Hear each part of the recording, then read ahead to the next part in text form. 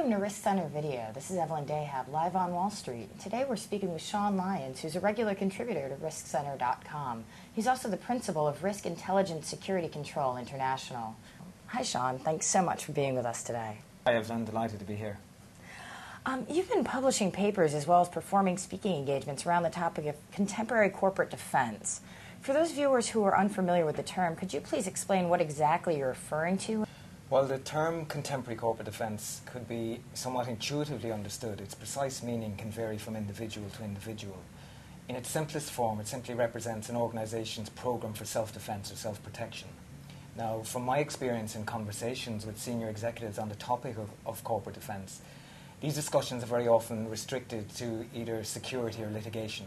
And this, unfortunately, is a very narrow or restrictive view, and it's what I refer to as a traditional view of corporate defence. There is, however, a growing recognition of the requirement for a more comprehensive, progressive and proactive approach to defending an organisation, and indeed the interests of all its stakeholders. And when I talk about stakeholders, I'm not just talking about shareholders. I'm talking about clients, business partners, our good friends, the regulators. But I'm also talking about line management, and in particular, I'm talking about staff, a stakeholder quite often neglected in this area.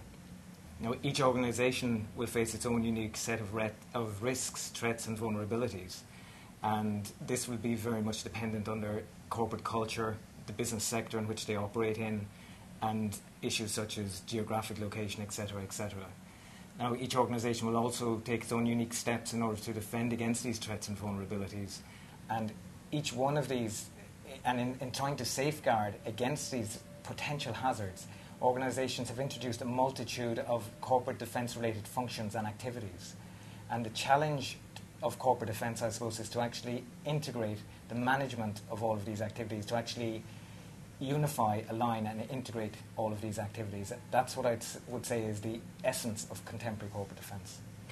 I see. Now, you mentioned that corporate defense involves the alignment of corporate defense-related functions. What specific functions are you referring to?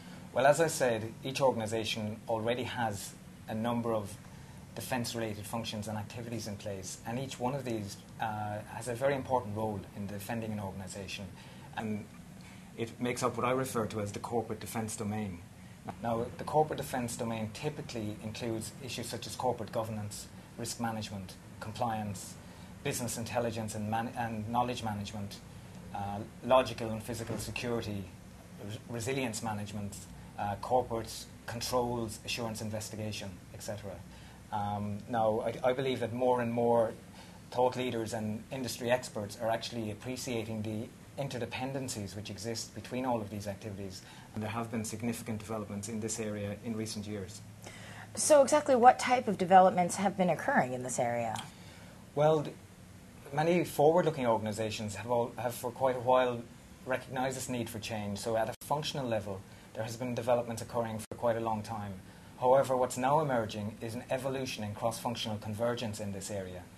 We're seeing areas such as operational risk management being somewhat superseded by enterprise risk management. There are many reasons for this. It's primarily to do with authority and status within an organisation. But here in North America, at least, we're also seeing a move beyond enterprise risk management towards governance, risk and compliance, or GRC. And this has been described by some as enterprise risk management plus the integration of governance and compliance. If you actually look at the concept of business resilience, it is perhaps going even further in this area. Business resilience has been viewed in terms of a number of imperatives, and these imperatives include risk management, regulatory compliance, knowledge management, security, business continuity, and such things. Now, I believe that it is developments in technology and advances in technology which is actually facilitating this evolution. So what does the future hold for corporate defense, and what types of developments can we expect? I believe that this cross-functional convergence evolution will continue for some time to come. However, ultimately I see organisations implementing a single cross-functional discipline to actually integrate all of these defence-related functions. I personally believe that this cross-functional discipline will be something like corporate defence management, which actually will address the challenges facing contemporary corporate defence.